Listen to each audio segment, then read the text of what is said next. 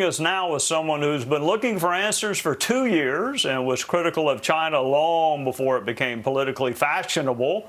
The Vice Chairman of the Senate Intelligence Committee, Senator Marco Rubio. Senator, thank you so much for joining us. I could have sworn they ridiculed the lab leak theory when it was first kind of put out there by some Republicans. It seems like it's gaining steam.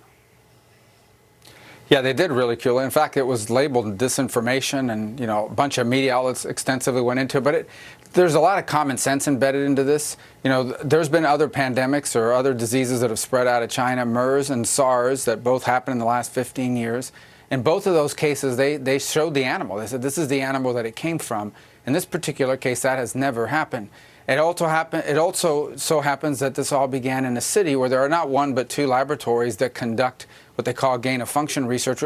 Basically, what that is you go into a virus that's not contagious in humans, and you try to make it contagious. In essence, you try to predict how it will evolve to become contagious so you can start designing vaccines ahead of time to get ahead of it.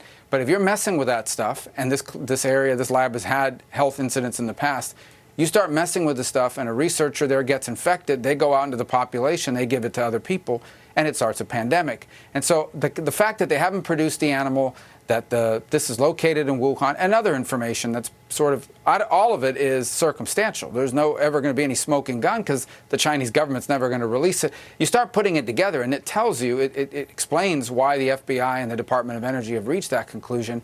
And I think others will begin to move in that direction. But they all kind of say that it's about a 50-50 proposition at worst. I want to ask you to put on your intel hat for just a second. If I read it correctly, the Department of Energy has low confidence in its assessment, but the FBI has moderate confidence. If I have that right, can you tell our viewers what that means, low and high confidence? Well, let me just say that all the intelligence agencies have low confidence in their assessment, including the ones that have assessed that it's naturally occurring, that it was just some animal or a bat or some pangolin or whatever that infected a human, because they just have very limited information. I mean, we are dealing with an autocratic, tyrannical dictatorship. I mean, this is not like the most open society and most open government in the world.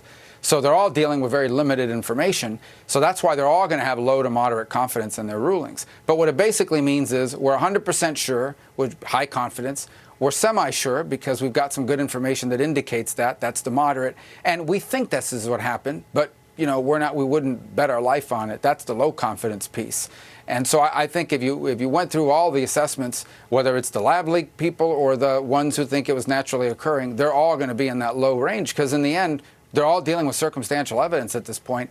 But I do think when you combine that with common sense, you start to lean in the direction of a lab leak. Senator, we had the balloon incident, we have COVID-19, we have TikTok. If you were setting U.S. policy toward China, and you may be one day, but if you were doing it today, what would you do? What should U.S.'s response to China be? Well, I think it's important to remind ourselves China's a factor, but the central issue is not actually China. The central issue here is the way we've run and made decisions in this country for 30 years.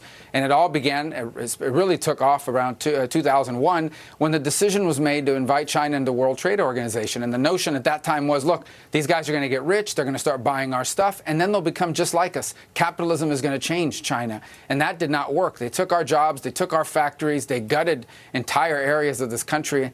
And they have not, the only change is they're richer and they're more authoritarian than they used to be. And now they are a near peer rival unlike anything America's ever faced. A lot of that is a product of the decisions we've made here. Look, the Chinese officials did what government officials always do. They tried to make their country great and try to build it up. They did it at our expense by cheating the rules. And so I think the most important issue we face right now is we have got to recognize that we've got to walk away from those assumptions. We've got to walk away from that, the way we deal with trade and commerce around the world, and we have to reevaluate. It has to be every decision we make, who we trade with, who we interact with economically, has to, number one, benefit workers in American industry, because if you're not strong, none of this other stuff matters. And to the extent that we can't make or buy something, it should be primarily from democratic allies and countries that we can count on, not places like China or Russia, for that matter, who are autocracies that have hostile intentions towards the United States. So to me, that's the most important thing, is we need an attitude adjustment. This is not about everybody wanting to one-up each other on who's tougher on China. It's about being smart and comprehensive and coherent about the challenge we face, a lot of which we've created through our own policies.